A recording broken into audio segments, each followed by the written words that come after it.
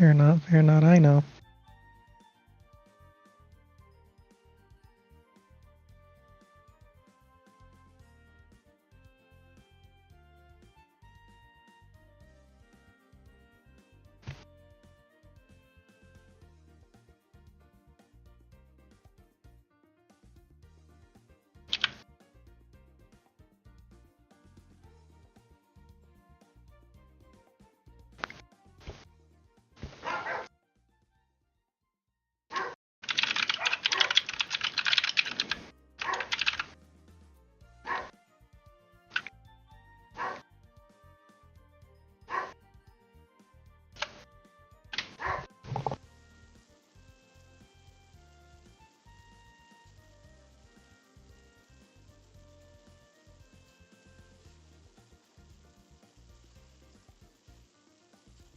Okay, hold on. Okay, hi guys. Stream. Stream started. Guy on the ground. Oh, mods explode the stream. I Wait, don't know if I you am the noticed, but my mod. I voice don't. is going through here. Wait, seriously? Hold on. I think I have my Discord. Yeah, no, I'll just turn that off. Yeah, sorry. Yeah, I got a VTuber avatar. I just got my hands on a free VTuber avatar, so I decided to use it because why not?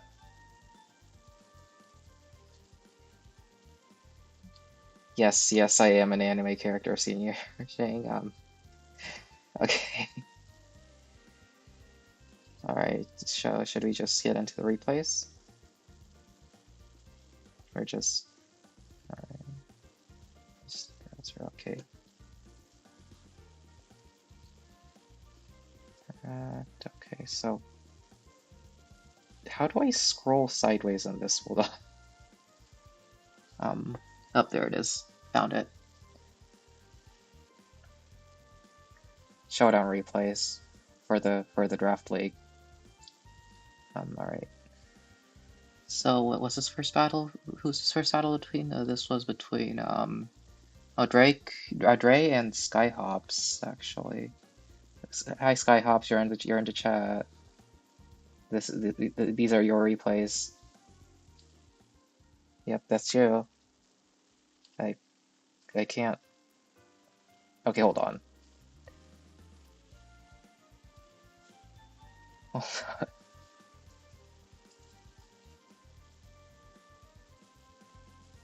Okay. Let's just zoom in a bit here.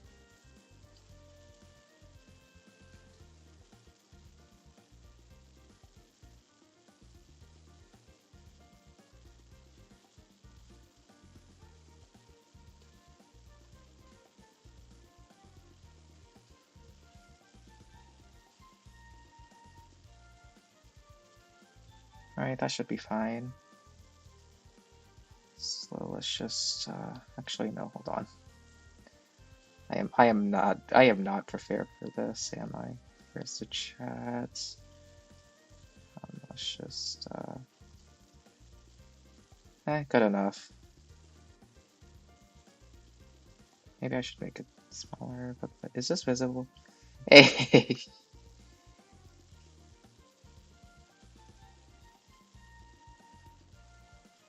Good enough, whatever.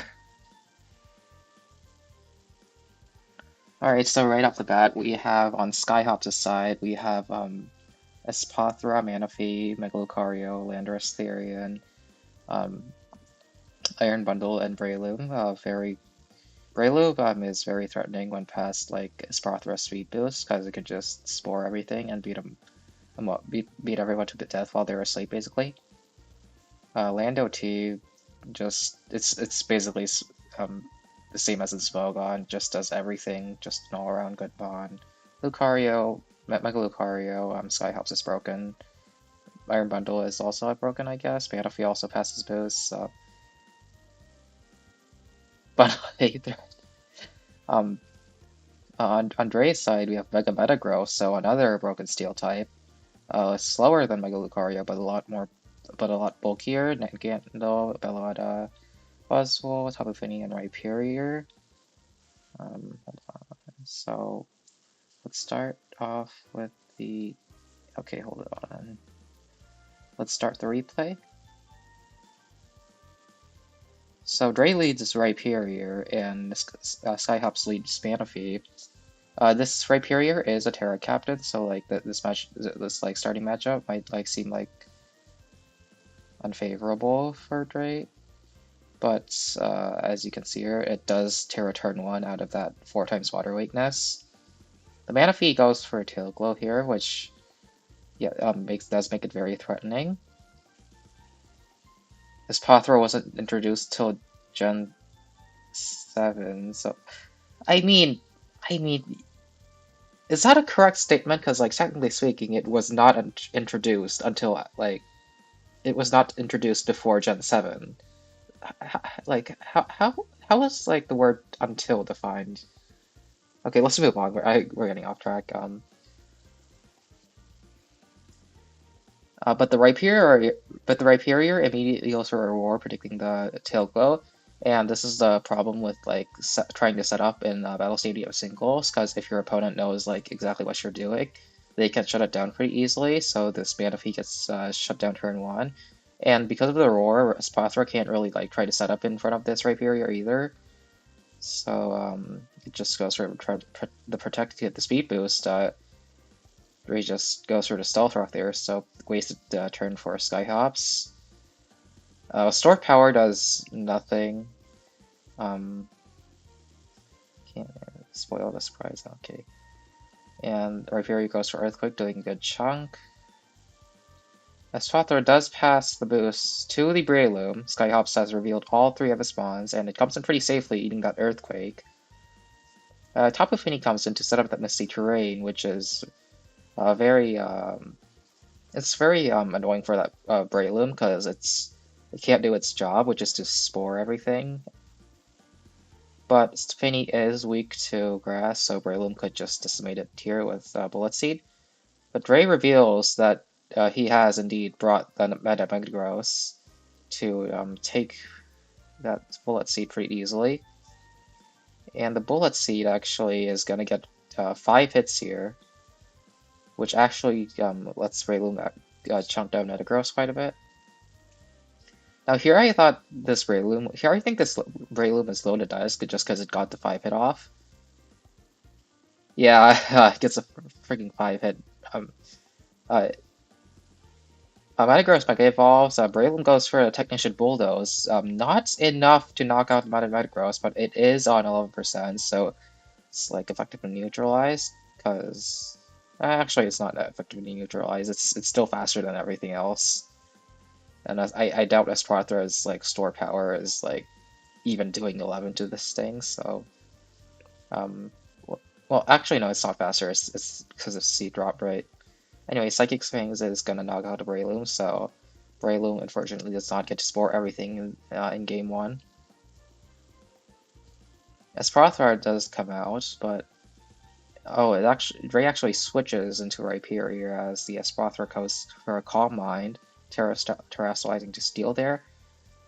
I think Skyhops is just like trying to set up while also like taking a Meteor Mash or Heavy Slam, like trying to Terra Steel to resist that, and KO possibly the next turn with a stronger Sword Power, or go for a Protect and then click Sword Power, but Gray does switch into the Rhyperior there on the Terra Steel, which is pretty bad for Skyhops because no, Mega wasn't faster. It just tanked the Bulldoze and hit back with the Psychic Fangs.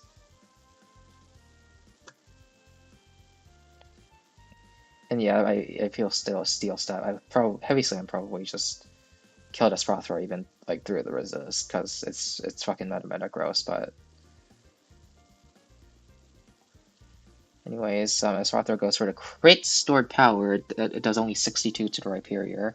Very, very good bond for its price, by the way. Really, really good. And Rhyperior just picks up the KO with the Earthquake there. And if he comes back out... Rhyperior will eat its Custap Berry. Uh, very nice item choice by the way there. I actually didn't notice that the first time we watched this replay.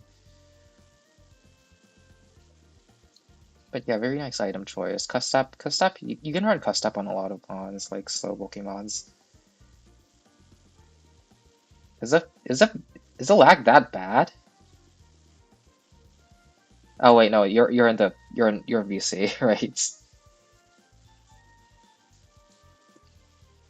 Anyways, Rhyperior goes for the Custap Earthquake. Nice little surprise by Ray there. Manaphy goes for the Tail Glow, so now it is pretty threatening. But Metagross is faster. Tapu Fini does resist Surf, so Manaphy actually goes for the second Tail Glow there. I'm not sure why. I'm pretty sure 2 energy. Does this Manaphy have Energy Ball? If it doesn't have an Energy Ball, I guess it's understandable that they'd go for the second Tail Glow there. Anyways, Tapu Fini reveals Trick, and it's gonna trick a Lagging Tail. Skyhops has Baton Pass, Surf, Ice Beam, Tail Glow, so this Manaphy's strongest move here was Surf, which was not going to do too much to the Tapu Fini, being a bulky water type, so yeah, I can totally understand the Tail Glow there. But this particular Manaphy does not have Energy Ball to hit the Fini. Tapu Fini tricks the Lagging Tail onto the Manaphy. I really like that set, the Lagging Tail trick set. Usually used as a lead, but also good not as a lead, I guess. Anyways, this basically shuts down the Manaphy completely. As the last mon, you can't really Baton Pass the boost. Yeah, it also reveals the Berry on Manaphy. Although I don't really see like too much grass moves on here, other than like maybe like Meloetta Energy Ball. And then the Tapu Fini also reveals Haze, so Manaphy is effectively shut down completely. But they also like reveal like basically every single move on their Fini here, clicking the Scald. So that's a lot of good information for like games 2 and 3. Manaphy gets knocked out by the Scald, follow-up Scald, and Dre wins game 1. Now let me get the game 2 replay.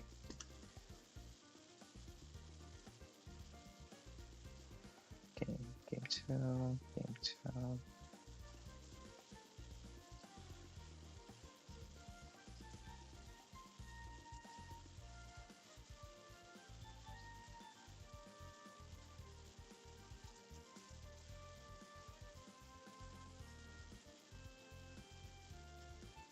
Alright, here's the game 2 replay. Yeah, Scald is good on Fini. I guess Misty Terrain, like, Tapu Fini sticks around for a while, so you can, like, it's good if Misty Terrain runs out, I guess. Yeah, Fini doesn't, comes out a lot with, like, terrain, like, still, like, with the terrain, like, not up, so.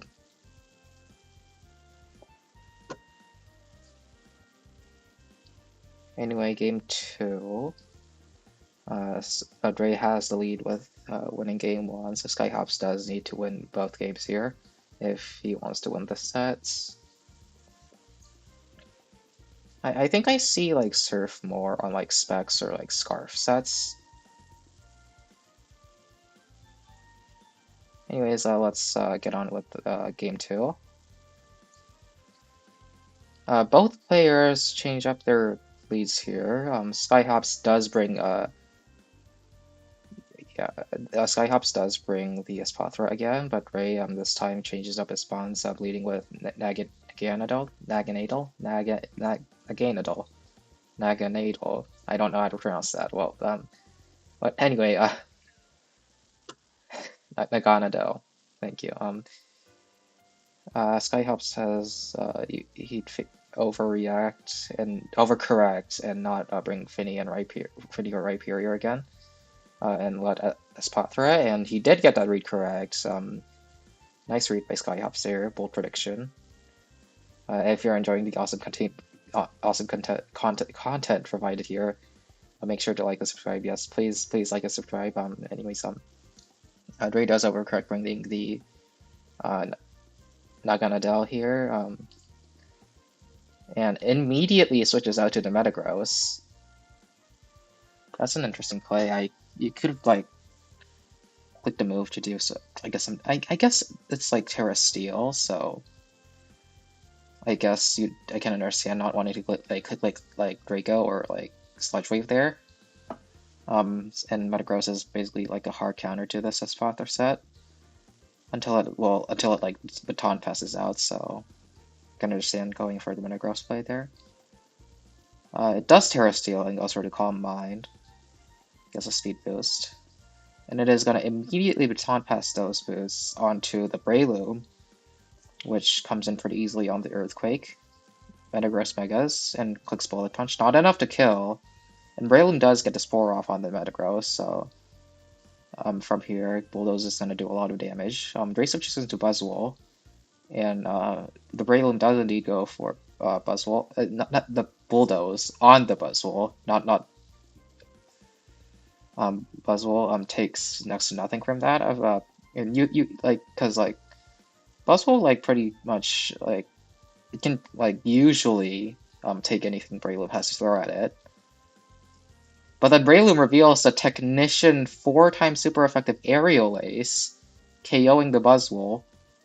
And now and Ray doesn't have Finny this game. He doesn't have Finny yet. They don't have Finny this game, so they can't deny the Spore Sleep unless it's a Ganadella Scarf. It's also gonna get put to sleep by the Breloom and just bulldoze to death. And it is Scarf. It reveals to be Scarf and clicks the Flamethrower, getting that special attack beast boost. But +1 Flamethrower, not enough to kill the Iron Bundle, which goes for the Ice Beam, kills Naganadel. Metagross comes back out, and this Iron Bundle has to hit the Hydro Pump. It hits the first one, stays asleep, and hits the second one, and that's game. Yeah, no sleep cause. Now, if this Iron Bundle like missed any of the Hydro Pumps, I feel like and the Metagross woke up on the third turn, like didn't get the 3-turn sleep. It could have just clicked Bullet Punch, knocked out the Iron Bundle.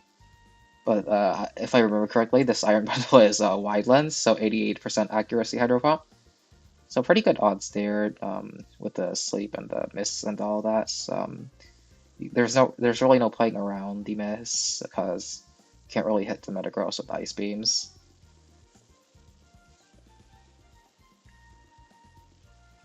But yeah, nice one by Skyhops there. Now, and then since it's 1-1, it all comes down to the final replay.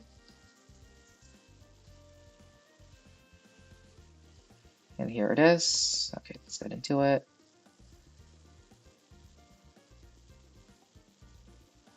Dre leads with Mega Metagross, and Skyhops leads with Breloom.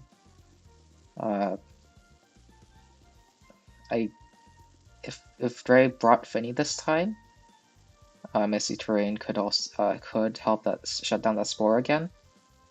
Let's see how it goes. Metagross Megas and clicks Psychic Fangs. Breloom reveals to be Sash. I thought it was loaded dice after the 5-hit on game 1, but no, apparently it's Sash. And Sash Breloom's a very common lead in Battle Stadium singles. It just 1v1s everything that can be put to sleep with Spore. Like so, it's just gonna click Spore here. It's just gonna deny the Bullet Punch with the sleep. Click Bulldoze. Metagross stays asleep for the second turn, and the Bulldoze gets a high roll on the Metagross, causing the Metagross to faint. Scarf Naganadel comes in to revenge the Breloom with Sludge Wave. Gets a special attack boost, looking pretty threatening. Skyhops actually brings Landorus Therian in game 3, and it does resist Sludge Wave and can just KO back with Earthquake. So if Dre doesn't want to lose a Naganadel, they're gonna have to switch out here. And they do switch into the Rhyperior, but it's still gonna get hit really hard with that Earthquake. But it can Terra Bug here. Skyhops knowing that Dre will tear a bug, goes into the Iron Bundle. Uh, and it actually clicks Metal Burst, which is interesting. I don't think, because that was going to be a resisted Earthquake, right? So I don't think Metal Burst did back enough to kill the Landorus. Yeah, Ray does reveal the last move on the Rhyperior. Yeah, Earthquake or Metal Burst rocks. Oh yeah, it doesn't have anything else to hit the Landorus with. Yeah, so Rhyperior does need to kill the Landorus, or else again, Edo can't do anything. But it doesn't have anything to kill the Landorus with, so it's just kind of at an awkward spot where it just has to click Metal first for like the tiniest bit of damage. I didn't even know Rhyperior learned Metal Burst, honestly. Anyways, in comes the Iron Bundle. Bundle just clicks the Hydro Pump, knocking out the Rhyperior, and it's just the Meganell left. And misses the Draco Meteor. Now, even if that did hit, and I don't think it KO'd, but even if it did KO, actually I think it KO'd, but like even if it did KO, it's at well actually -1. Landorus comes in, it's like locked into Draco unless it like crits. Yeah, it definitely KO'd, but like unless it crits the Landorus on the Draco Meteor, there was no way for Dre to make a comeback here. And Naganadel is just gonna go down to the Ice Beam, and Skyhops wins the set. Now I think Dre made a mistake not bringing Finny again in the second or third battles. It would have shut down the Spore on the Braille. You probably would have had Saga 2 Bullet Seed, but shutting down Spore means that Metagross would be allowed to dunk on Breloom pretty hard.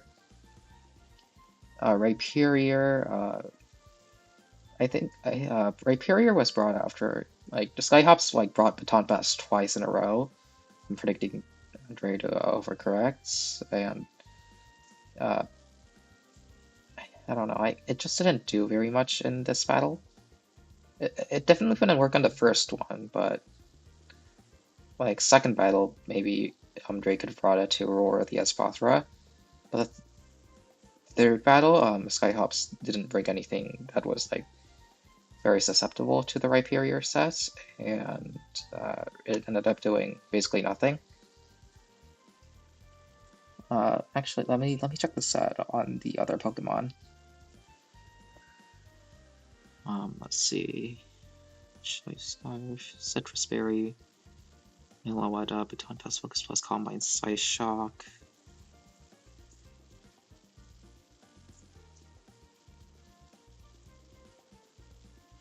I don't know. I feel like Gray should have brought Finny again in one of his games, at least one. But yes, good win by Skyhops overall. I don't think I have any criticisms to make on Skyhops here. Dre also played well. Maybe could have brought Finny again, as I said, but they both played well. Anyways, let's go into the second battle. Second battle was between Hal Falcons and C2. I think it's C2. Let's get into the first battle. Let me just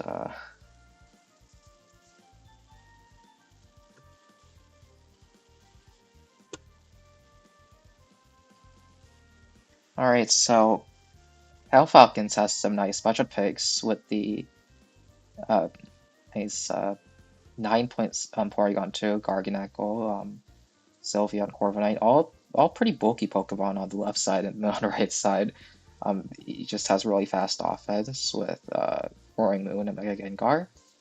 On the other hand, C2 has pretty bulky mons too, and Skeledirge, and well, Chen has good supporter and Klefki, and has a Psychic Terrain, very strong Psychic Terrain core, and Tapu Lele, Sneasler, and Mega Alakazam. Where's the okay? So first match, Falcons leads with Mega Gengar right off the bat. C2 does want to set up that side terrain with the Tapu Lele. Switches out. I'm probably fearing the Scarf Lele with the Psychic move. And Corviknight does counter Lele pretty well, unless it has like Thunderbolts. And Lele does reveal the Size Shock. It didn't switch out on the Mega Gengar, which leads me to believe that it is indeed Scarf Lele. Oh, by Chang. Your Uber driver just hit a guy and they're fighting. Ooh, that's bad. Sorry about that. Anyways, yeah, I think this is Scarf Lele because it didn't switch out on the Mega Gengar. And it reveals to not be Scarf. Wow, that's some guts. Did it survive there? Did you EV it to like survive a Sludge Bomb, or like, or you like just like a fake Scarf there? Anyways, it does reveal taunts on the Corviknight. Not too sure what you're taunting it for though, because like Corviknight, I don't think it wants to roost here. Um, oh, it's Sash Lele. All right. It's either gonna like attack the Lele or like click U-turn to it and like a Gengar here. So not why not sure.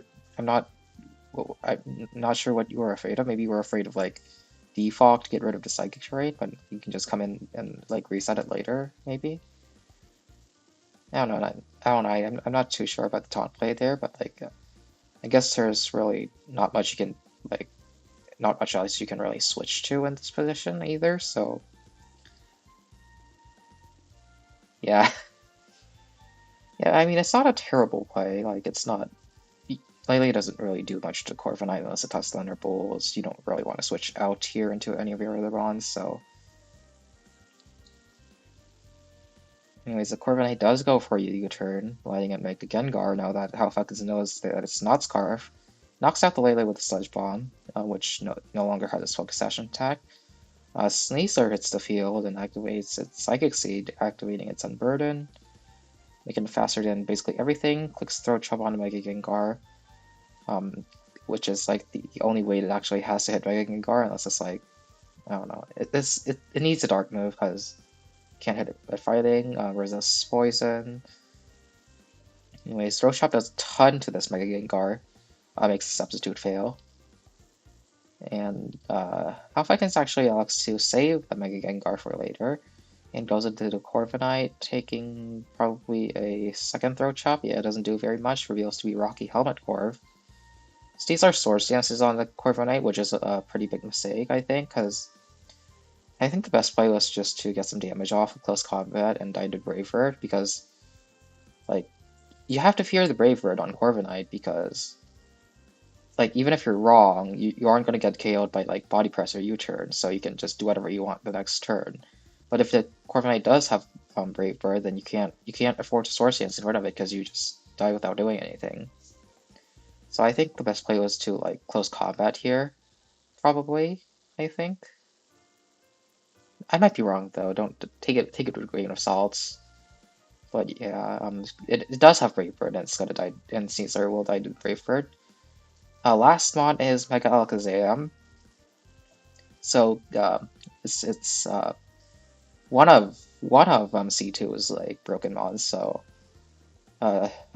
it's faster than Mega Gengar. It's faster than everything on Half-Alka's team. So unless he's like Scarf or Moon, he can't relax just yet, even if he is up 3-1. It will miss the Focus Blast and get Coordinate actually roosts there.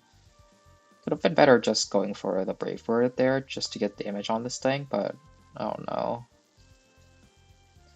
Just my opinion. Megalakizam does hit that nasty plot, as the core view turns out, doing about half. Roaring Moon comes in. It is not Scarf and dies to Dazzling Gleam.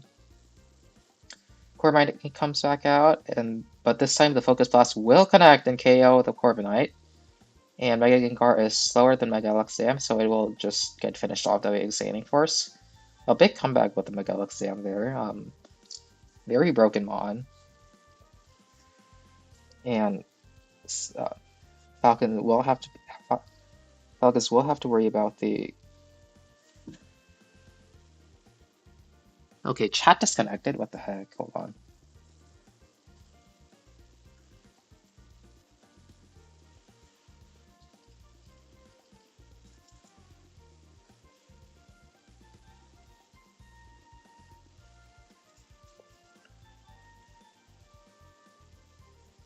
Okay, there we go. There's chat. Anyways, so he was saying,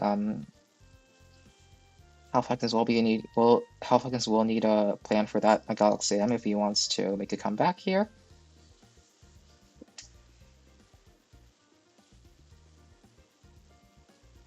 And okay, hold on. What is? Oh wait.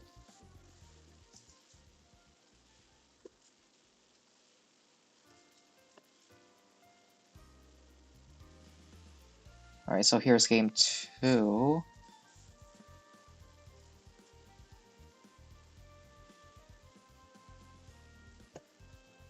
All right.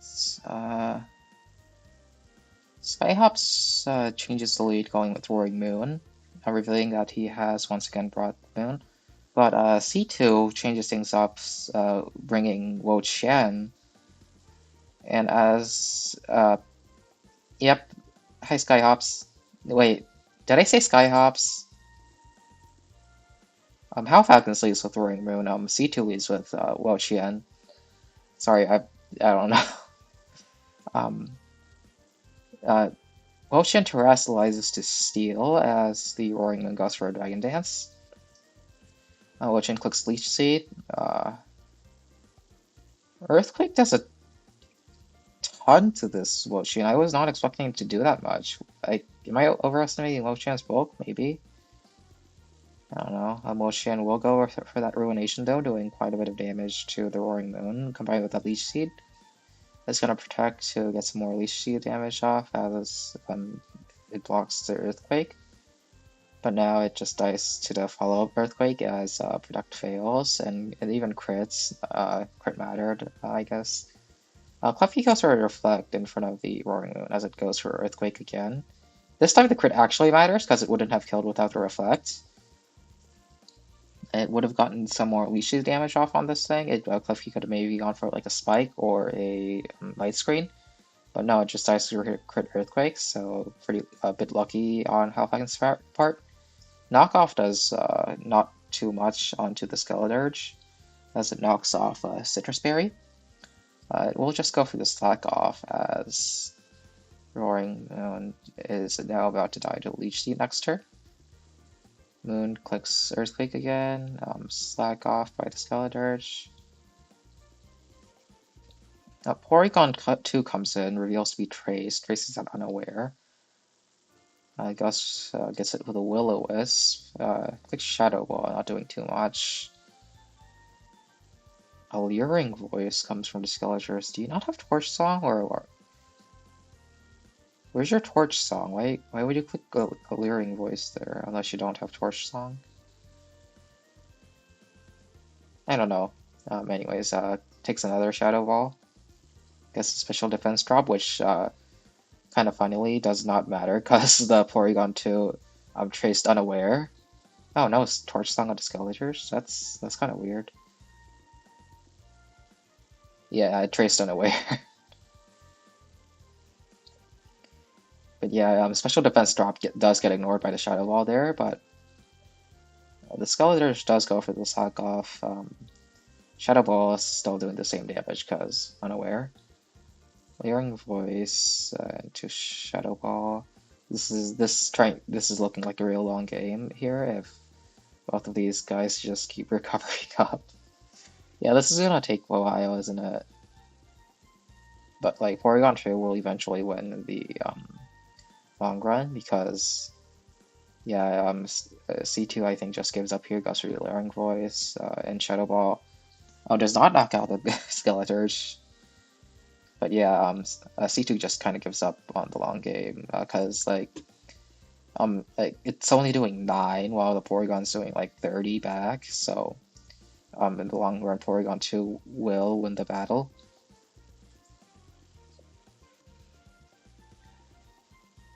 So now it's 1-1, but I'm noting that C2 actually brought completely different mons from the first game. Mega Alakazam just took all 3 KOs in the first game as well, so I'm thinking he could just, yeah. Yeah, I'm terrifying Wild Shen right off the bat was... I mean, you were worried about the U-turn, but, like... I don't think it was a terrible play, but... You did have to be wary of the U-turn, yeah. I don't think like, you didn't know the Roaring Moon said, so... I don't think it was a terrible play, because you didn't have the information.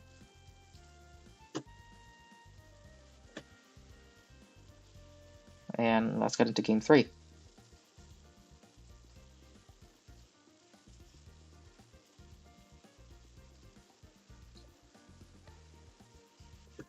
Alright, so game 3, we use with Corviknight and Klefki. Oh, Nordic and Corviknight is pressure. Mirror Armor actually does see, like, quite a bit of usage on BSS, especially to, like, um, punish Fluttermanes for clicking Mystical Fire by lowering their special attack. Mirror Armor does have its uses over pressure sometimes, especially since it's much like faster-paced environments. So pressure doesn't provide as much value because battles go by a lot quicker and there's less opportunities to waste PP. So just putting that out there for Hal Falcons, you could like try using Mirror Armor sometimes. Anyways, Cluffy's gonna go for Prankster Reflect as Corviknight U turns out into the Roaring Moon. And back into Corviknight, afraid of that Dazzling Gleam probably. Reveals actually to be Draining Kiss, which funnily backfires because of the Rocky Helmet. He turns out into Mega Gengar as C2 switches down into Sneasler as Gengar goes for a substitute. Shadow Ball hitting for decent damage and getting special defense drop there. Crits into the substitute with a throat chop. That's heat, honestly. Disable Gengar, Mega Gengar, basically shuts down the Sneasler because it can't really do anything without throat chop to this Mega Gengar. So nice move choice by Alpha there. Let's try another substitute as Dire Claw does not break the substitute. And Shadow Ball just puts this Sneasler in red as the second Dire Claw is needed to break the substitute. Sneasler goes down to another Shadow Ball. Mega Alakazam comes back out. Now this one just like completely 3-0 Hell Falcons in the first game, so that's definitely terrifying. It's just gonna knock out the Mega Gengar with Expanding Force. Corviknight comes back out. Goes back into Klefki, see to maybe afraid of missing that Focus Blast. Just setting up the Reflect just to be safe. Goes back into the Mega Alakazam with the Reflect up. How about this U-turn us out into the Roaring Moon, which dies to the Dazzling Gleam, obviously. And it really depends on whether like Mega Alakazam can hit the Focus Blast or not here. And it does hit the Focus Blast, which wins C2 Game 3 and the sets. So yeah, Mega Alakazam is like really it's a broken mon. 170 special attack gets run modest every game because nothing's fast enough to be faster than even modest Mega Alakazam. It gets can trace a bunch of useful abilities. Yeah, Zam is busted. I should have tiered it at like 20. I wasn't expecting it to be this broken. It's on the top of the kill leaderboard right now with like 6 kills, 0 deaths. But yeah, yeah, you did kind of have to bank on that Focus Blast miss, but like, hey, what can you do? That's like the only thing Mega Alakazam has to hit like Corviknight with, like that actually 2-hit KOs it. Mega Zam busted. What more is there to say? It did all this without the Psychic Terrain up, by the way. You considered grabbing Zam over Bundle. That is more expensive, like a lot more expensive, but I mean it's worth it, obviously. It's a Mega Alakazam. But that would unlock you out of Mega Lucario for a lot of battles because you want to bring Mega Zam, so well, we haven't seen Mega Lucario go off yet. Who knows? Maybe it'll be really good. Yeah, not much else to say. Screens with like setup Sneasler and Mega Lucario was pretty good.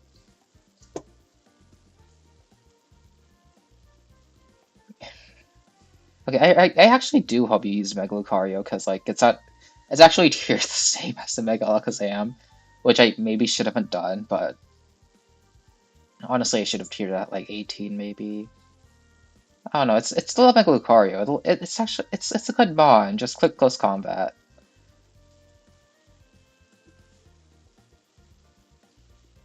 Alright, anyways, third game between Shieldwood and Panziska.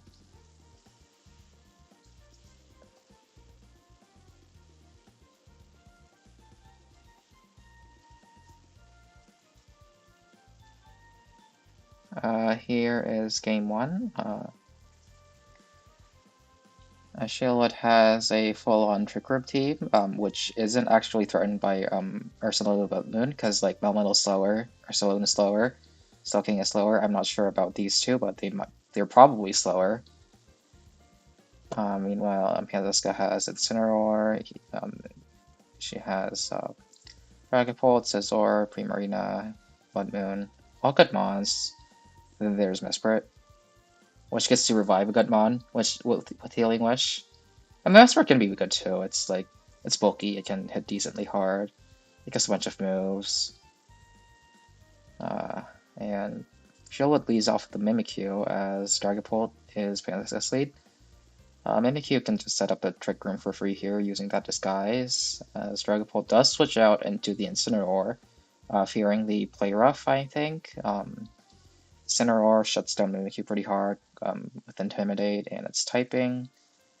Mimikyu does go for the Trick Room as it gets knocked off, and it will knock off the Mental Herb, so Mimikyu can Trick Room even with Taunt in the face of Taunt.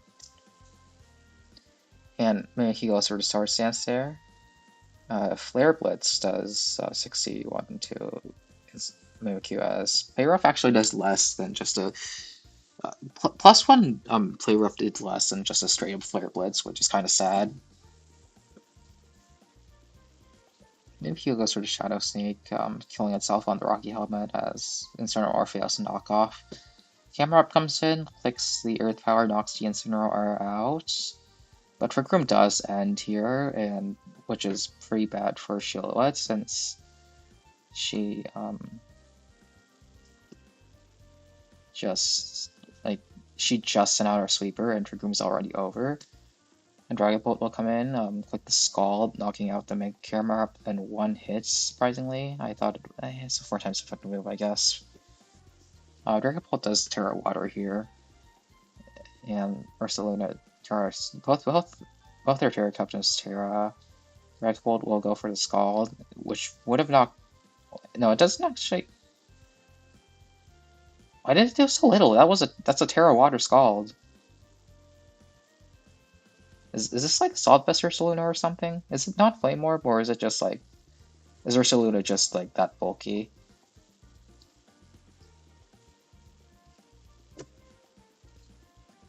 Ursaluna does click the Headlong Rush here, doing a bunch to these Dragapult. No, it's Flame Orb. It's just that bulky.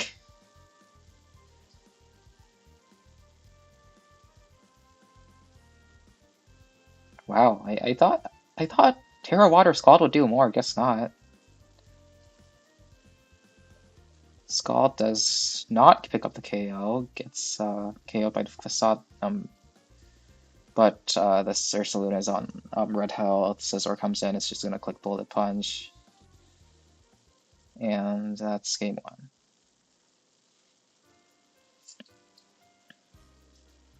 I think what Shield would have could have done maybe is to just straight up hard switch on the Incineroar into the Mega Erupt, because there's not much Incineroar can do to punish it outside of maybe like Parting Shot on the switch.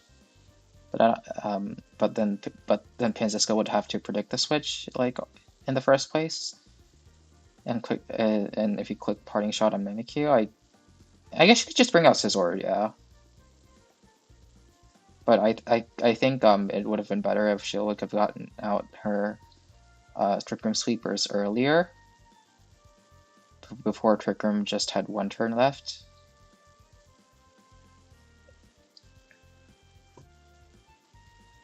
It could have won her the game maybe if she did that.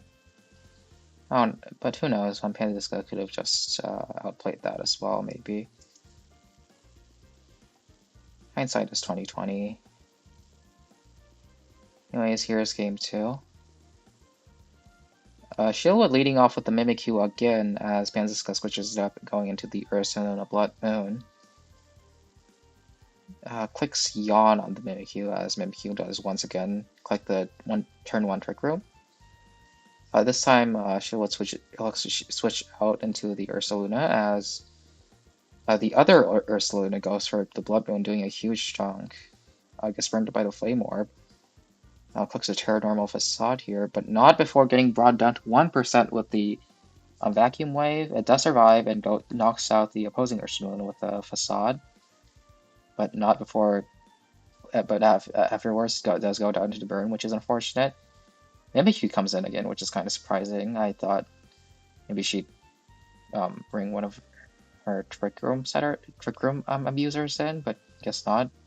Mimikyu once again negated by that Intimidate as Enamorous comes in, gets knocked off. It's a weakness policy gets knocked off, and it goes for Agility as Incineroar hits it with Flare Blitz. Clicks the Moonblast, but it's not enough, and it will die to the follow-up Flare Blitz, and there's not much Mimikyu can do against. Well, I guess that it could win if like the last mon was ridiculously like weak to Mimikyu, but like here, even with the Sword Stance up, I don't think it's like KOing Mega Scizor or Drake Pulse just gonna Terra here. It's gonna live the critical hit Shadow Snake. And like Hex, if Dragon Ball was not the Terra captain, it actually would have died there, getting a shield with the game 2 win. But unfortunately, it is Terra Water Dragon Ball, and Mimikyu dies to the Hex, winning Panziska to set. I just wish like Shieldwood had more mons that were like immediately threatening outside of Trick Room. Just might be me, but I don't know. I feel like that would be like personally, I would prefer that if I was gonna like play with this draft.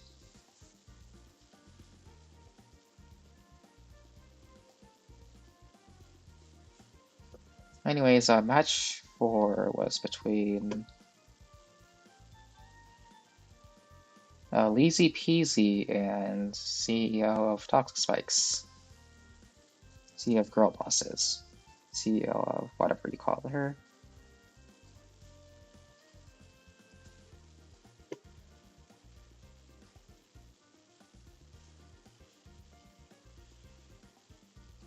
Let's get into it. We have the esteemed Terra Magirna on CEO side, along with a bevy of other good mons. Meowstic, good 2-pointer. Tornado Sea, not as good as in Smoke on singles, but still decent. Yep, that's Magirna spotted. Azumarill, Garchomp, and on the Lazy side, you see less broken mons. Like, there's nothing like, in my opinion, there's nothing like inherently broken here, except for like Big Latios or something. But there's definitely nothing as broken as Terra Magirna. It doesn't have Garchomp, it doesn't have Arcaludon. It has, instead it has Electivire, which is, I mean, it actually put in some work in game 2, so I gotta respect that, honestly. But first of all, let's go over game 1. Let me just...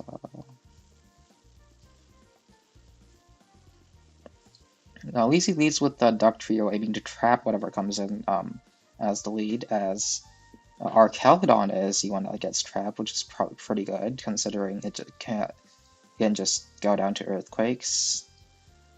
Duck Trio probably Sash. I don't see anything else that could be Sash on this team, maybe, except for maybe like Volcarona or Namorous, maybe.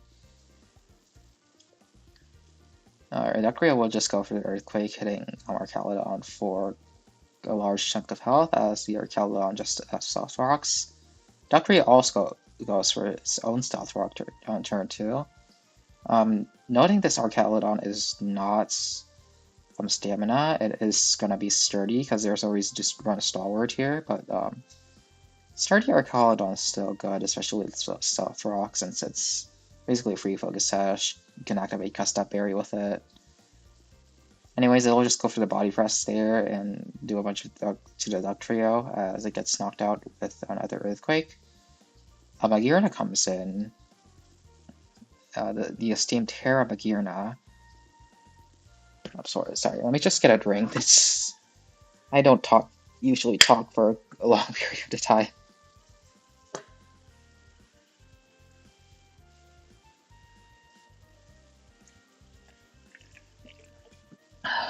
Okay. Anyways, Magirna comes in, practically advertising that it's gonna Terra, since it is a Terra Magirna, and oh, you heard that. Is it that loud? Anyways, ASM. um, Terra Magirna is gonna Terra here, obviously, not wanting to take the super effective Earthquake. Now, something I really like on Duck Trio that you can do is Memento, but Lizzie does not reveal the Memento, reveals probably not to have the Memento here, as Lizzie just goes into the Melodic.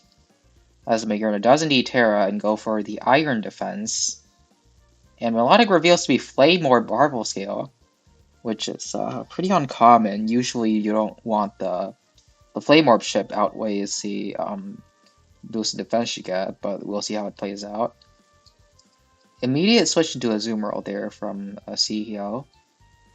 Not sure why, but I mean, maybe you just want to take down a Melodic with the Azumarill before you try to go for the sweep with the Bagirna. I don't know, maybe. That takes Stealth Rock damage, as the Melodic does reveal Haze, so you can't really set up on it with like Valley Drum or like Calm Mind or Iron Defense. But it is getting slowly chipped down by the Flame Orb, so it does go for the flip turn here into Duck Trio, as the Azumarill just clicks Play Rough, and Duck Trio just goes down, and Melodic gets brought back in. I don't know. I don't know what the Duck Trio side was for. No, you just flip turn out, kill the Duck Trio, and just send Melodic back in, taking a bunch of Stealth Rock damage. I don't see the play here, but I don't know. Maybe Lizzie was trying to do something else. Maybe they were like predicting like something else for the Azumarill. I don't know. Play Rough doesn't do all that much to the Melodic, as it just recovers that damage off. But this Melodic has revealed its full moveset, and it doesn't have anything to actually hit the Azumarill or Magirna with. So we're in here for a long battle. It's just skip forward as the Azumarill and Melodic exchange hits. None of them are going down. Okay, turn 17, Magirna gets switched in on the Ice Beam, as it barely does anything. Melodic is faster than Magirna here, so probably doesn't have much speed on the Magirna, as it goes for a Calm Mind. Mega Latios comes in, gonna click Draco Meteor, does not do too much, as Magirna just Draining Kisses all of that damage back up. Latios clicks Recover, but another Calm Mind ensures that it's not doing too much damage here. Goes to the Dragon Dance, reveals it, but just dies to the Draining Kiss after. Activates that Soul Heart, but it will just be all for naught, as Melodic goes for the Haze, and Stored Power does next to nothing.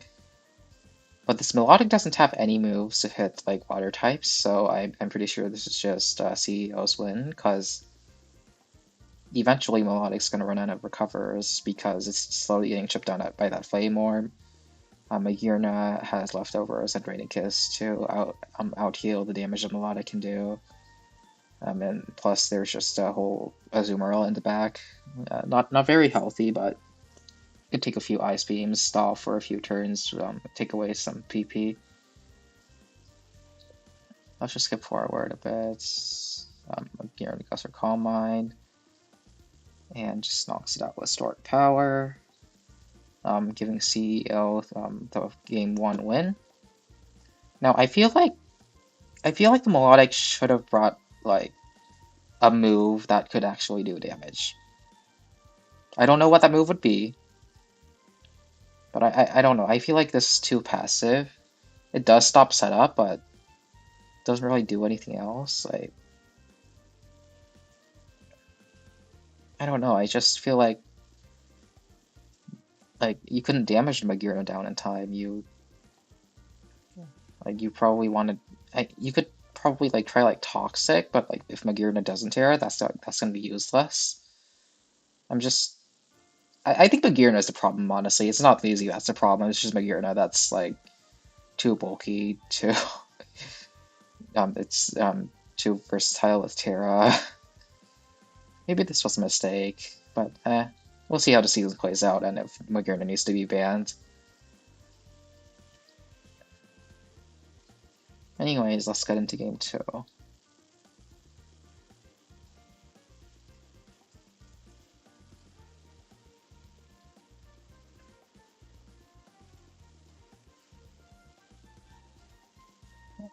Alright.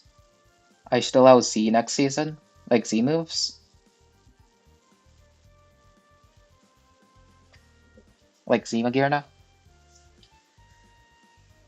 Yeah, I was like just Z moves or like Terra and Z moves, because that would be chaotic.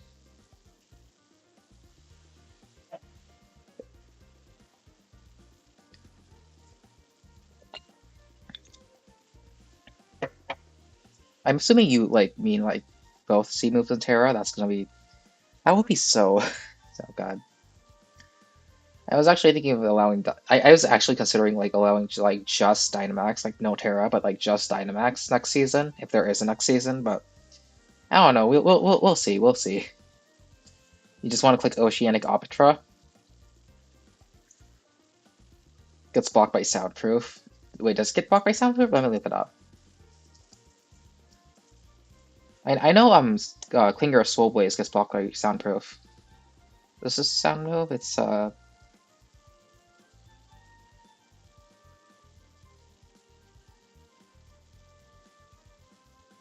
oh, it's not a sound-based move. That's interesting.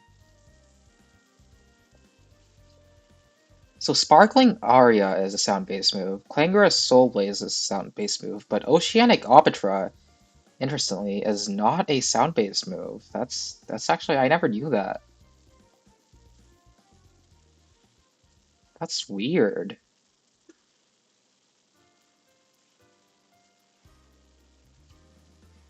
Uh, you learn something new every day. Anyways, let's get into game 2.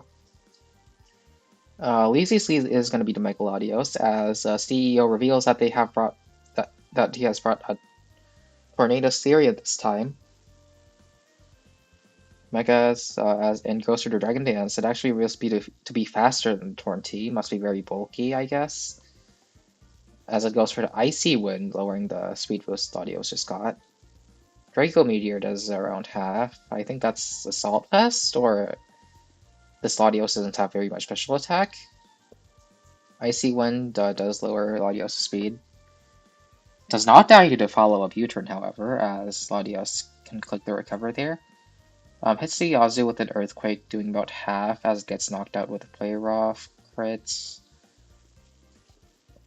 Namorous comes in. Terra Stellars go through a Terra Blast, which is going to make it pretty threatening, and the Torn T revealed to be not faster than the Latios, so good chance it's slower than the Namorous as well, so it can't really KO, and even if it could, you can't really click the Icy one, it just raises the speed.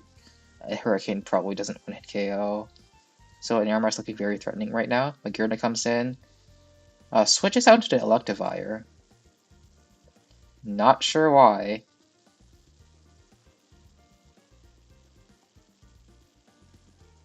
I mean, I guess, were they afraid of like a Flash Cannon there or something? Because I think it's just Iron Defense Calm Mind's upgrading to Sword Power. It revealed like all its moves. There's really nothing you can do to Ramorous, is there? You can just click Terra Blast again. And also not sure why, but the Magearna will Terra in the face of Terra Stellar Terra Blast, which was just going to make that super effective. So no idea why, but it does Terra, and it will go for the Calm Mind. Electivire clicks the Choice Band Supercell Slam, nearly knocking out the Magearna in one hit. And Tornty in the back cannot switch in either, so Iron Defense, but too late, too little. The next Supercell Slam will knock out the Magearna. Tornty comes back in. It is faster than the Electivire, but Hurricane doesn't do very much. Supercell Slam does knock out Tornty, yet giving Lazy Peasy the turn to the game 2 win.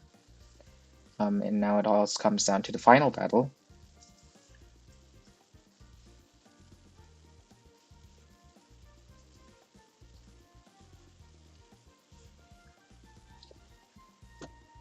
And here it is, game 3.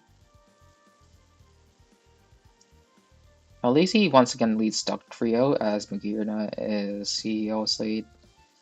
Now CEO is just going to Terra here again as Duck Trio tries to hit it with their super effective Earthquake, but with the Terra Water, that does not going to do very much. Lazy Peasy realizes this and goes to Electivire, trying to do damage to this thing before it gets too late and snowballs out of control. Now here, Lazy does actually goes for the Volt Switch into the Garchomp. Now this Electivire does have Ice Punch, but it is Choice Banded, meaning I can't really do anything as slower than a Garchomp. So I think VZ could have afforded to click Ice Punch there, because CEO did just get gooped by Supercell Slam last game, so she probably wanted something to block it. And even if CEO didn't have Garchomp, they probably could have. They probably brought like something to take Supercell Slam because she probably didn't want a repeat of last game. So I think Lazy could have totally afforded to go for the prediction Ice Punch there, and I think that would have won Lazy the game. But Lazy did elect to go for the Volt Switch. I'm not saying it's a bad play, but like if Lazy went for the Ice Punch on the Garchomp switch, and that's just immediate game. And I think it's a shame that he didn't, because I mean it's a bold prediction. It's like high risk, high reward. But I think it could have he could have totally afforded going for the Ice Punch there, even if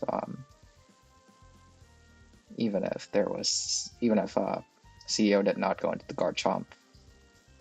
I don't know. I'm just kind of disappointed because like these could have made that prediction and won the game on the spot. Electivire does need to switch out as Garchomp Megas and goes for its Scale Shots. Actually gets a 2-shot here, which is very important because, which is like it's usually low rolls are unlucky, but in this case it's lucky because Garchomp can go for another Scale Shot here and get the second speed boost, which will allow it to outspeed this Choice Scarf and Amorous. Which is another thing. Second thing about what Lazy could have done. Lazy could have just gone hard and Amorous on the Garchomp instead of going Dog Trio, because that would have blocked Scale Shot. It would have been immune to Earthquake. I guess you could have feared like a Stone Edge or something. But in Battle Team Being Singles, especially playing with like this kind of team, you want to make the ballsy predictions. You need to get a few predictions right to win the game. And I think Lazy could have tried making a few more bolder predictions to try to win this game. Going in, clicking Ice Punch on the Garchomp switch in, maybe just going in Amorous to block the Scale Shot. Of course, Lizzie does get a bit unlucky here with the rock slide flinching the Enamorus, and also with the the two-shot scale shot on the Duck Trio. But I think this was definitely a winnable game for Lizzie. Like before the rock slide flinch points, because he could have made a few predictions that could have won him the game. And even then, if this rock slide didn't flinch,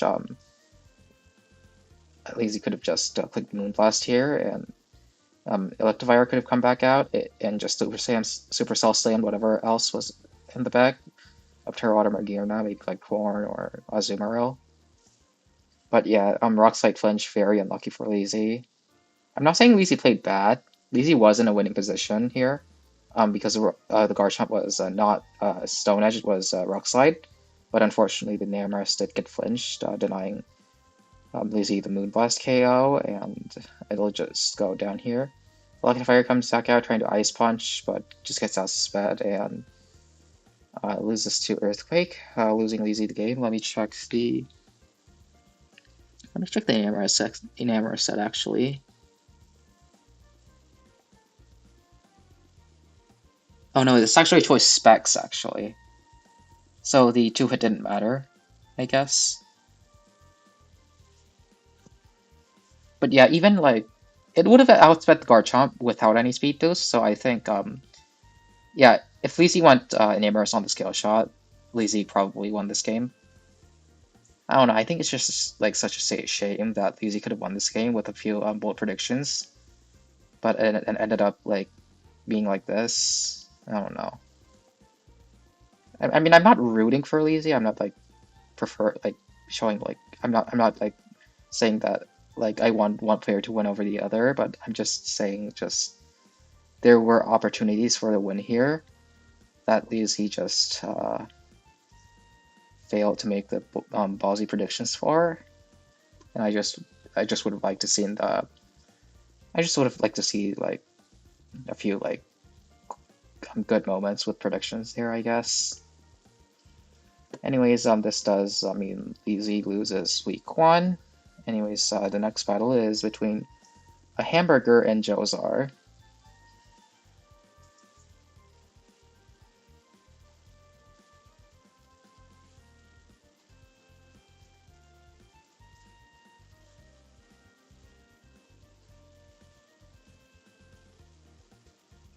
So a really funny game one in this set, by the way. Let's just play through it. Glastrier and Ninjask leads. Ninjask immediately attack darts and goes for your sword stance, as this Glastrier reveals Iron Defense. So obviously this is going to be Iron Press Glastrier, which kind of negates that sword stance Ninjask is trying to pass. Speed boost doesn't matter because Glastrier is like slow as all heck. Goes for another Iron Defense and a sword stance, and it does Baton Pass out into the Crocodile. Gets Intimidate off. As Glacier goes for another Iron Defense. Now, I was expecting like a power trip from the Crocodile here, because obviously you're going to pass all these boosts to it, but no, it just goes for knockoff. Maybe if it was power trip, it would have done like half, I don't know. Knocks off the Custap. Is that the Custap Berry? Yeah, that's the Custap Berry. Custap Berry Glacier is, I don't know, I think it's pretty common. Not sure though. Custap is a good item. I said this before, but Custap is a good item. Anyways, Body Press is going to KO the Crocodile. I guess that attack backup with Shelling Nay. Gets right back dropped with Intimidate. Return actually crits, but only does 60. So pretty unfortunate for Hamburger there, but it's still not enough to kill. So Ice Crash will just also crit and KO the Salamence. And Ninjas comes back out, and there's not much Ninjas can do to a plus 6 Glastrier, so it will just get brought down to a Sash, and does go for the dual Wing Beat there, but it is not enough to KO Glastrier, even at that, even at red health, and Ninjas will just go down, and it's just right off the bat, it's just the 3-0 sweep by Body Press Glastrier, which is pretty funny. I like I like this battle.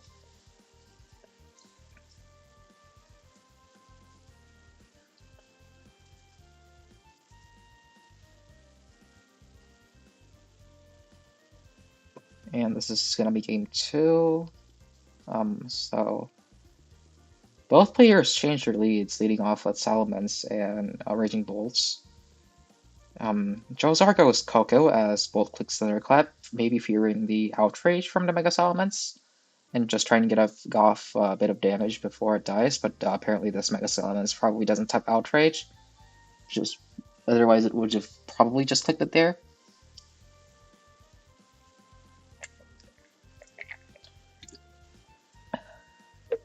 Anyways, Coco will be able to resist Raging Bolt's stab, so pretty bad matchup for Hamburger right here. Hamburger chooses not to switch out here, which is... I guess you don't want to take a Dazzling Gleam. Maybe... I think you could have... Did Hamburger not bring Ogre Pawn in this battle? Because if he did, he could have just sent out Ogre Pawn since it just resists all of Coco's moves. Coco does go for the Calm Mind here, as Raging Bolt also goes for the Calm Mind, but Coco does have the advantage since it's a Fairy type as opposed to Raging Bolt's Dragon. Coco just goes for the Dazzling Gleam here, does a bunch to this Raging Bolt. It reveals to be Life Orb. Thunderbolt also does a decent bit because it's, Raging Bolt in Electric Terrain, but it's probably not enough for Thunderclap to pick up the KO next turn. And even if Bolt did go for the Thunderclap, this Tapu Koko could click another Calm Mind. It could click a Roost, which would be turned out to be pretty bad for the Raging Bolt. So, not sure if you want to make that Thunderclap play here. It does go for the Thunderclap, but Tapu Koko does go for the second Calm Mind. So pretty bad position for Hamburger to be in right now. Another Thunderclap fails as Tapu Koko reveals Roost. So this is looking pretty bad for Hamburger because you can't... Coco's faster than your entire team. Bolt's not doing very much to this Coco, so looking very bad for Hamburger right here. Thunderclap does go through this turn, but Bolt's going to go down to the Dazzle Beam. A Marshadow comes in, reveals to be Focus Sash as it survives the Dazzling Beam, and goes for the Spectral 3, stealing those very useful +2 special attack and +2 special defense boost right there. Yep, that +2 special defense is going to be very useful when left with 1 HP right there. Spectral Thief will KO the Coco, though. Ditto comes in and gets hit by the Shadow Snake, so I'm assuming this Ditto's not Choice Scarf, probably.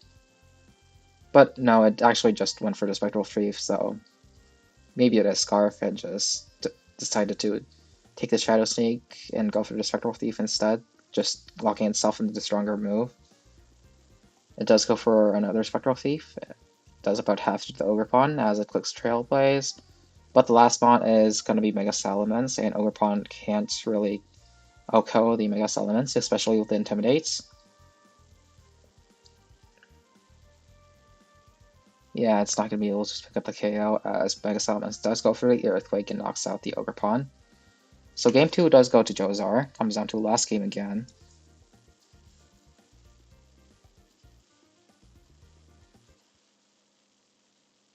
Oh wait, that's not... Okay, well, that was...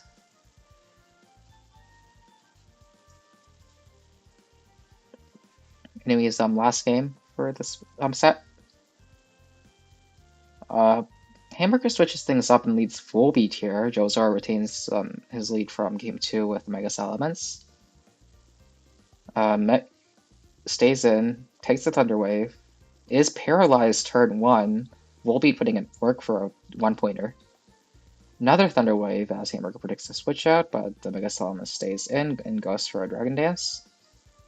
I'm surprised Jozar did that, because usually you would fear the Prankster Encore from the Volbeats, but Hamburger actually does not go for an Encore, so either he was once again predicting a switch out, or he just does not have Encore. Tailwind goes up, Salamence is once again paralyzed. A Volbeat goes for the Baton Pass into the Marshadow, ironically passing the -1. Salamence goes for a Substitute. A Spectral Thief does steal the Dragon Dance boost, but because of that Baton Pass Intimidate, Marshadow is just going to be at neutral. Spectral Thief doesn't do very much to the Mega Salamence as Return comes out. And Hamburger actually goes for Shadow Sneak instead of Spectral Thief. I think he probably wanted to break the substitute, I guess, since Spectral Thief does go through the substitute without breaking it. Mega Salamence is paralyzed. Shadow Sneak is going to pick up the substitute KO, but it just Marshadow gets KO'd by the return. I think Hamburger could have just went for the Spectral Thief there instead of like Shadow Snake, just like praying for the para to be able to knock out Salamis in the next turn with another Spectral Thief. Because like that's a Salamis behind the sub. There's not like really much you can really do to it. I don't know. I feel like I don't know because even if like the Salamis didn't get paralyzed, like Shadow Sneak was not breaking the sub. So you would have to like break it with some. You still have to like tag with something else to pick up the get rid of the sub first. So I think Spectral Thief was a better play there, but I'm not entirely sure. A Volpe comes back out instead of like and clicks Tailwind as it's paralyzed. Baton passes into Ogrepawn Hearthflame right into the Aerial 8 return as Ogrepawn just gets KO'd. And there's not much Volpe can do to a Mega Salamence at this point, so Game 3 is just going to be Jozar's win as Volpe actually reveals Koba Berry, but it's not going to be able to do much. Yeah, it reveals the last move with Tail Glow as it just goes into Aerial 8 return. Mega Salamence 3-0s from the lead off, which is kind of funny. But yeah, I don't think Hamburger messed up here, not clicking the Spectral Thief, just Baton passing into Ogrepawn on the Aerial 8 return. So I don't know, like Hamburger played pretty well in game 1, but like game 3, he just messed up in the game 3, I guess. Everyone makes mistakes. But yeah, I think it's funny how like this set started off with like a Glastier 3-0, and then that ends with a Mega Salamence 3-0, both from the lead off.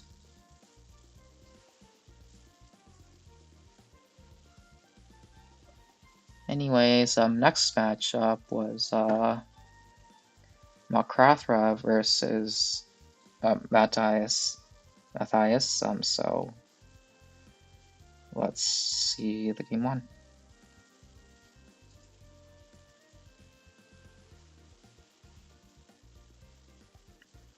I really like Matthias' team, but I also like Malkrathra's team.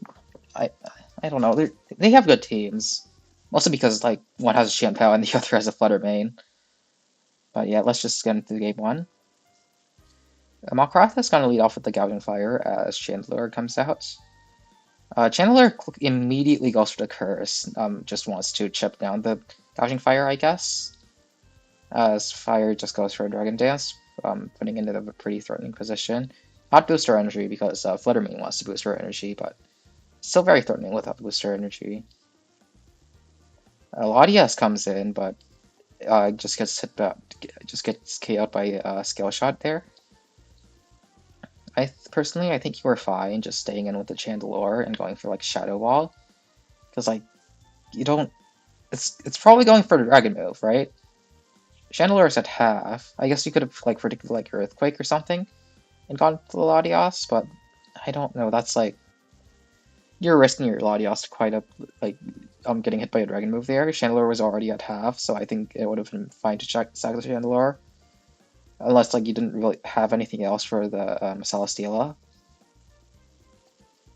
Latias just goes down to as the Gouging Fire gets another boost. Last is revealed to be Chen Pao. It does just go down to the Scale Shot here, but not before firing off the Ice Shard. 4 hits on Scale Shot is going to be able to pick up that Chen Pao KO as Gouging Fire goes down, but now Matthias is in a really bad position with only one Pokemon left as a half-health Chandelure. Makarata goes into Celesteela, clicks for Tex as Chandler goes to the Flamethrower. Flamethrower, not enough to knock out the Celesteela. It is very bulky as it goes for the Leech Seed. Just gonna heal a bunch of HP back up with the Leech Seed and Protect combo. Hamburger will bounce back. I hope so. I hope so. You got this, Hamburger. Anyways, back to the battle at hand. Celestial just clicking Protect with the Leech Seed. I guess a triple Protect, actually. Pretty unfortunate for Matthias, but this battle was already lost, so... It has a quadruple Protect, so... At least this wasn't like a 3-0, but like pretty unfortunate for Matthias there, for the differential, I guess. But yeah, Gouging Fire, pretty good mon, yeah. Now game two, Matthias is gonna need to bring something to counter that Gouging Fire.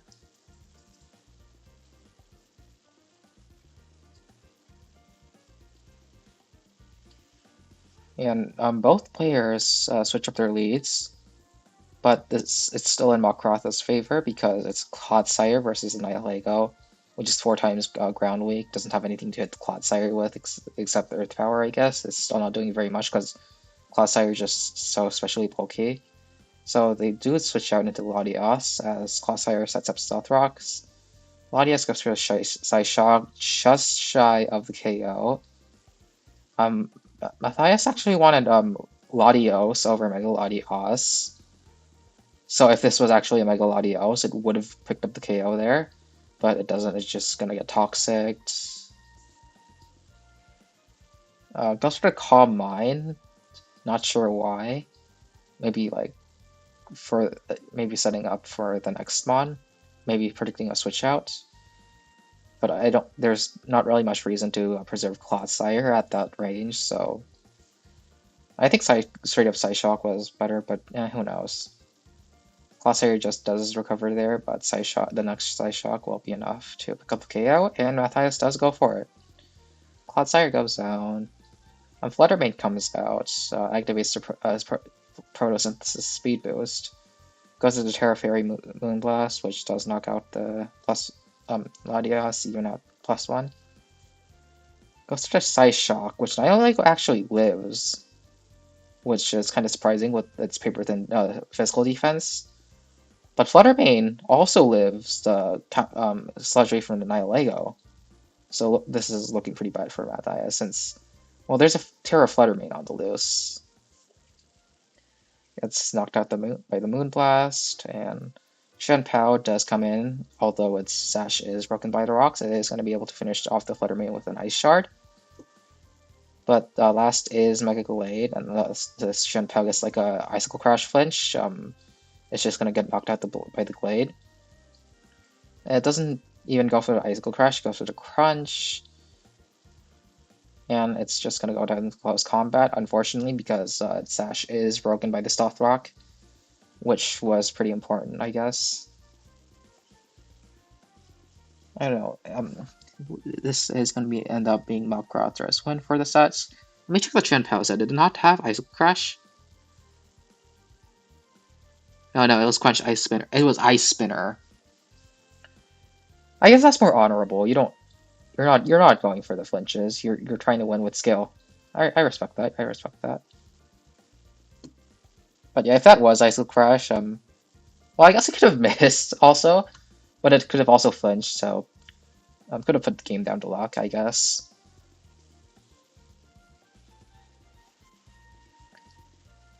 I don't really have any criticism for Matthias here. They played pretty well. Just unfortunate because, well, it's a Terra Flutterbane. Originally I did say I would have done the same Terra captains, Chandler and Porygon-Z as Matthias did.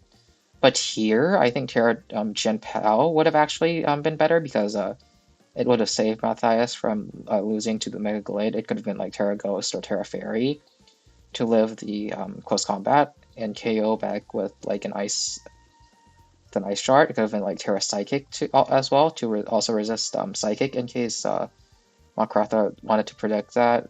Although I guess they could have gone for like a knockoff.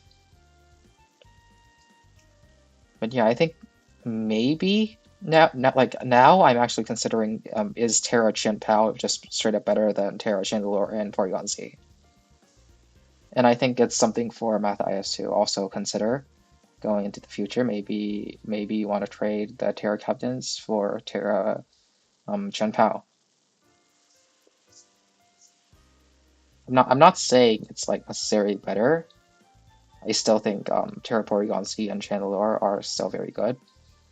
I'm just considering it now since, well, here it would have actually saved you the game. And you're always bringing Chen Pao, so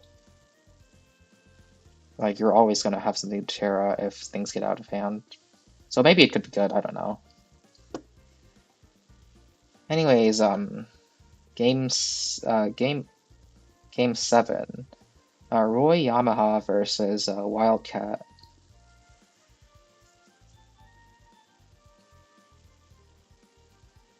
Let's look at the game 1. Wildcat game, yes. Excited to watch this. Haven't seen yet. Oh, you actually haven't watched this replay. All right. So, Wildcat has a bunch of fat mons along with Dracovish and Sand, I guess. Roy Yamaha has that huge speed gap between Electrode and Keldeo. Has a bunch of broken mons. Has a Terra Dragonite. Has Golden Go. Has Mega Mawile. Anyways, let's get started. Roy Yamaha's what's here? Hold on.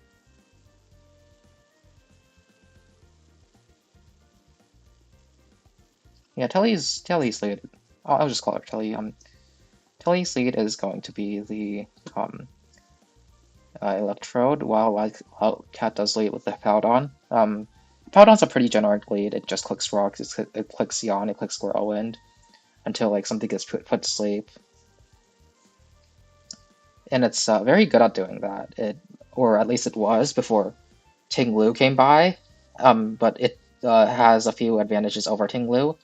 It's not as bulky, but it has Yawn, which is pretty huge over Ting Lu. It has Sandstream too. So it does still have its advantages over Ting Lu. It's still a very good mod. But it probably doesn't want to take Leaf Storm from here. So it does switch out into the Rotom Heat. And the Electrode can't really do anything to the Rotom, so it actually predicts the switch out and goes for the Volt Switch. Nice play on Telly's part. Goes into Keldeo. Now Keldeo can just click the Water move, knock out the Powdon or Rotom, but if there's a Dracovish in the back, it's just going to come out here and take the Water move. 4 times resist it, even if it does go for like Sacred Sword or something. Sacred Sword? Secret Sword. Anyways, Dracovish can take a Secret Sword, so not sure what Wildcat's going to do. The Hydro Pump's going to miss on a Rotom. Very unfortunate for Tilly. It would have just grabbed the KO on Rotom there.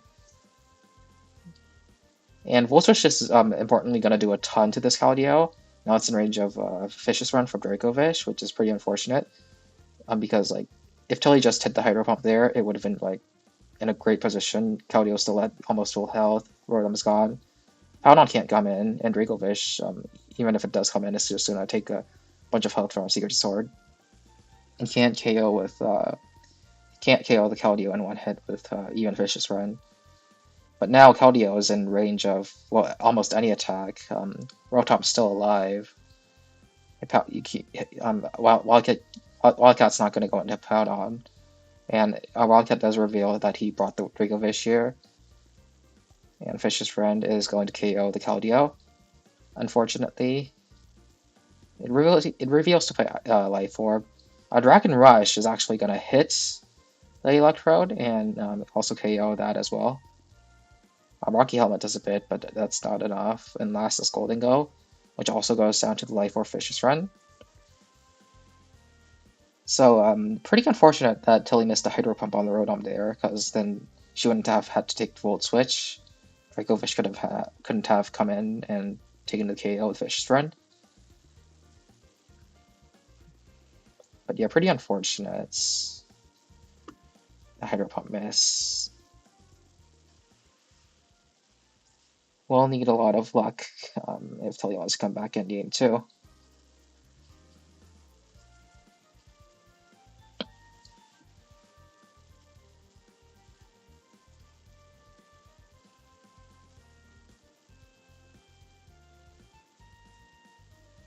Okay, now let's get into game two.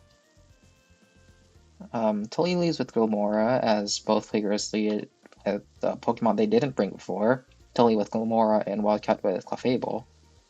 Gilmora's just gonna do what it does best, go for the rocks. As Clefable reveals Psychic to hit the Gilmora with for super effective damage. Gilmora just goes for the Memento there, probably wanting a teammate to set up more easily. Clefable fails a Psychic. It's now at -2 special attack and attack. Whatever comes in next is going to have a pretty easy time setting up, and it reveals to be Dragonite. Dragonite Terrace Fire and goes for a substitute. Probably not wanting to be hit super effectively by that Moonblast. It actually goes for Alluring Voice, which penetrates the sub, but doesn't do very much because Terra Fire. And Wildcat reveals Petra. Now this is going to be pretty hard to break for Dragonites, which is a shame because it's got a sub up. It was like there was a Clefable at -2. It's like it was at prime position for sweeping, but then like Wildcat just has a Petra and 160 defense. It just shuts like it down completely. Dragon Dance comes out, but I don't think even Earthquake's gonna do that much, and it just goes through Terra Water, and I don't know. Is Fire Punch this Dragonite's only attacking move? No, no, no. It's got to have like something else for like Dracovish, right? Because and the Rotom Heat, but the Petrarch is it's probably a move that doesn't hit Petrarch very well. So Tilly just does go for the Fire Punch there, but the Petrarch is Terra Water. It doesn't do very much. Unfortunately, it's reveals to be Life Orb. Terra Blast breaks the sub. Oh, it's Iron Head. Okay. It still doesn't hit the Rotom or the Dracovish, so I don't know what the set is, but no, no. See, I feel like you could have used a better coverage move here in place of Iron Head. But anyways, Iron Head doesn't do very much either. I'm gonna get knocked out by the Terra Blast, and Keldeo comes out. Keldeo probably also not gonna do too much to the Pecharon because Secret Sword targets physical defense. Hydro Pump is gonna be resisted. Keldeo goes for the Calm Mind. Takes a Malignant Chain, but unfortunately gets Toxic. Pretty unlucky for Telly. First missing the Hydro Pump and then getting Toxic by the Malignant Chain. Goes for the Secret Sword. Doesn't knock the Petrant out as it just recovers off all the damage. Hydro Pump also. It actually would have knocked it out had Tilly gone for it the last turn, I think. Was it? Yeah, it was at 54. It would have knocked it out. I think Tilly could have won, like game one, either game one or game two, if she like gotten more lucky. Like Keldeo could have just not missed the Hydro Pump or just not gotten Toxic, but both of those things happened. Like this Keldeo is pretty unlucky in this set. Hopefully it gets better as the season goes on. But anyways, Secret Sword doesn't do much. Hydro Pump doesn't fails to get the KO. Secret Sword finally picks up the KO on the Pecharon, but Keldeo just goes down to a Malignant Chain and a turn of Toxic damage. So Wildcat is going to have a 2-0 in this set and win in the game. And we're down to the last matchup this week, actually. It's between Senior Chang and Banara. Let's look at game one.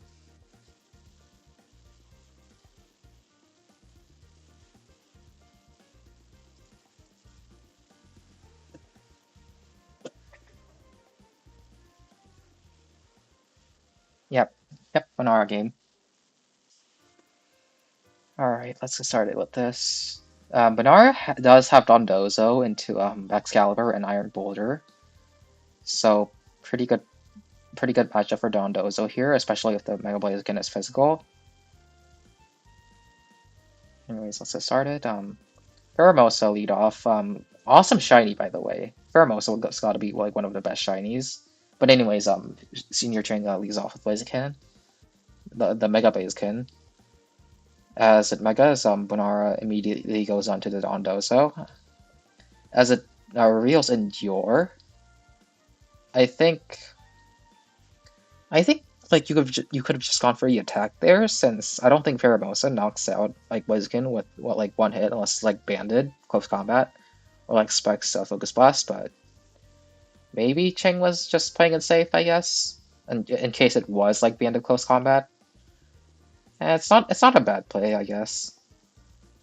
Blaziken's got an actually Sword Stance in front of the Dondozo, which it doesn't do very much. It's unaware. It's not going to do very much. Just gets taken down to like what 30% with the waterfall.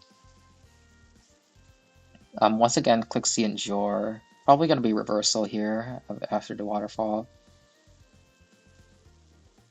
200 base power reversal does do a lot to Dondozo. That's like 77% to a Dondozo with physical move. That's a lot of damage. It's just not enough. Though it's just gonna get knocked out by the follow-up waterfall. Slowking comes in, but Dondozo does reveal the Resto Chesto combo here. Gonna recover all that health back. Future Sight comes out, switches into Baxcalibur as Dondozo goes for Curse. Baxcalibur switches back out into Glowking as Dondozo goes for another Curse, but this Slowking is actually apparently, I think it's Specs, judging from the damage. Anyway, Sludge Bomb is going to knock out the Dondozo here, and Bunara reveals the Mega Diancie here. So what Bunara does here is actually pretty, I think, is pretty good play. Knowing that just Megaing and Earth Powering will also just not knock out the Glowking anyways, Bunara elects to stay in the normal Diancie form, utilizing those higher defenses to take the Sludge Bomb. And then Megas and clicks Earth Power to knock out the Slowking with the higher offenses. Pretty good play there.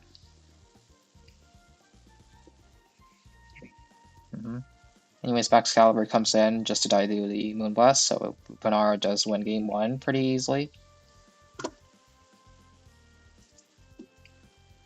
And let's go into the final replay of the stream. Bonara versus Chang, game 2. Oh, I just revealed the results with that, didn't I? Oh well.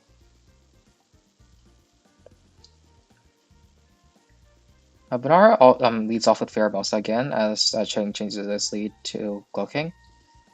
Pheromosa will just do turn out of it though, doing a bunch of damage to Glowking and going to Genesect. I think Glowking could have elected to go for the Flamethrower here, maybe, but like Flamethrower would have still knocked out Pheromosa. It's a Pheromosa, but it does instead go for the Psychic. I guess you're afraid that they could go into Diancie, they could go into Dondozo, they could go into Garchomp. And Psychic still does a decent bit to this Genesect, so I mean, if you made that Flamethrower play, you're like God, but you did not. It's still Psychic's still a good play. It does a bunch to Genesect, it does a bunch to basically everything, because like Genesect's the only Psychic resist here. No Dark types either. So yeah, good play. Gets a special defense drop. So the follow-up Psychic will kill, but Shadow Claw goes off first, especially with that +1 attack, so it's gonna knock out the Glowking there. Blaziken comes out, Megas immediately, clicks a Fire Punch, knocks that to Genesect, gets a speed boost, but Bonara does reveal the Dondozo again, which is gonna wall the heck out of physical Blaziken. So Cheng's gonna switch out into the Iron Valiant, which reveals to be, out of all things, booster defense. I don't know why. But it's a booster defense Iron Valiant. And Dondozo reveals Curse. Not reveals, it just clicks Curse. What am I saying? Because Valiant's gonna go for the Moonblast, doesn't do very much to the Dondozo. Yes, booster defense. I didn't even know that was possible.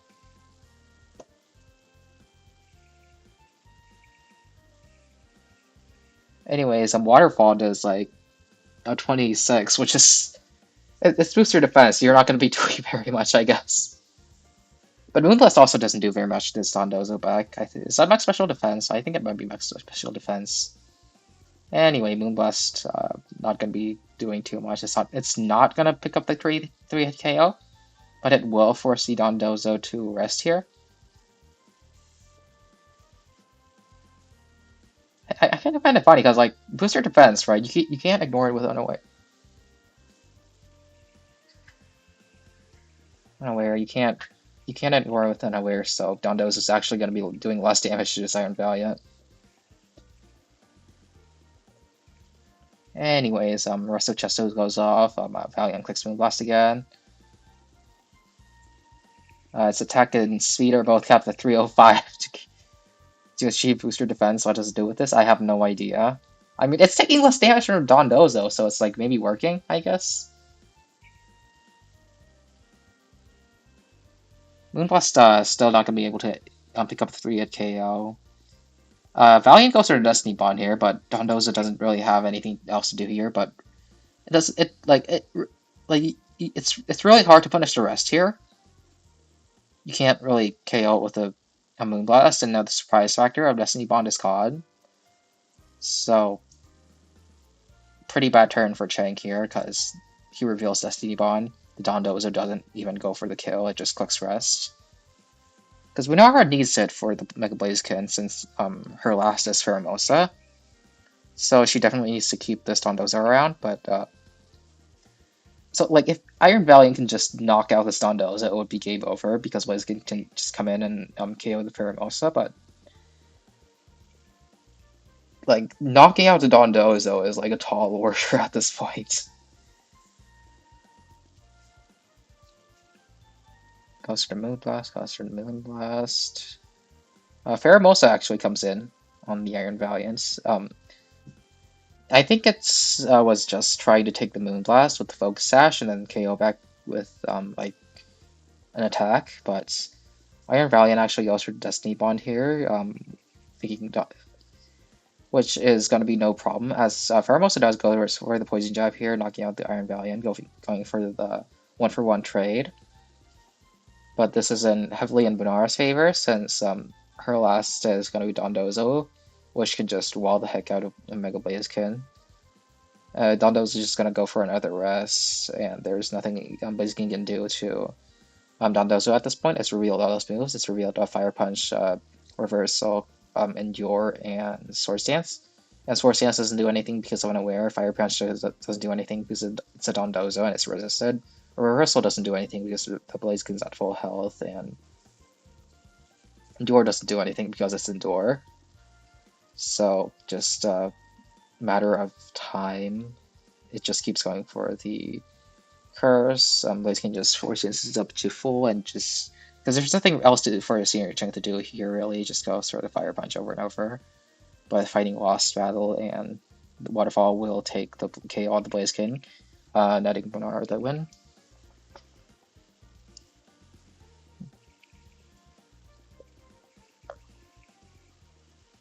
And that is game.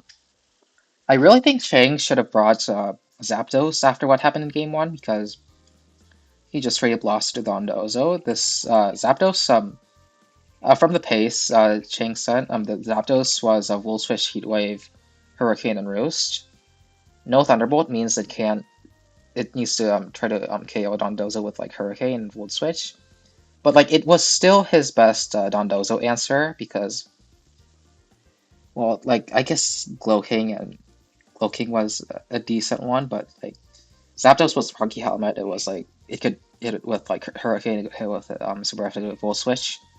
I really think Chang should have brought Zapdos, but because it also countered Genesect and Pheromosa, it just straight up won this game by itself. Well, it didn't counter Pheromosa. It had Triple Axel probably, but I still think like if Shang brought Zapdos here, he would have had a much better shot at winning than bringing these three.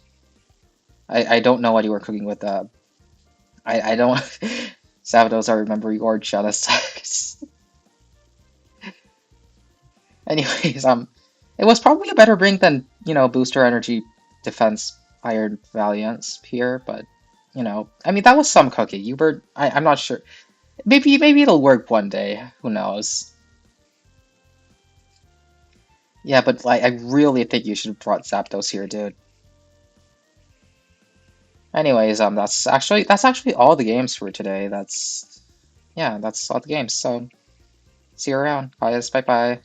Good looking games. Good looking week too. That's not the kitchen. It's the whole house. Come on, it might work. It might work someday. The defense booster defense Iron Valiant. It might work someday. I have hope. Anyways, bye.